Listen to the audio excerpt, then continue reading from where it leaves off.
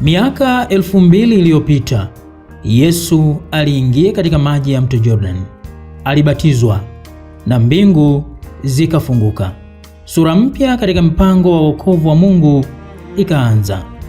Roho Mtakatifu alishuka na utume ukazaliwa.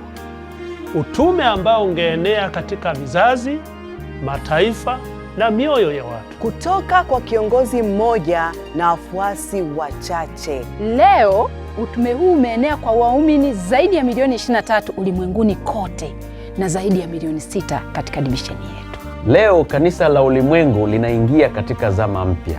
Si tu kuadhimisha miaka 2000 ya utume, bali kuishi utume huo. Hii siyo hadithi ya kutazama, ni wito wa kuitikia.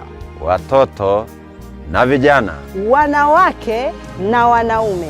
Ukweli ni kwamba ujumbe wa malaika watatu ambao umerekodiwa katika Ufunuo sura ya 14 mstari wa 6 mpaka wa 12 unatualika wote tuwe sauti moja, ili ulimwengu usikie sauti ya matumaini ya kuja kwa Yesu Kristo mara ya pili.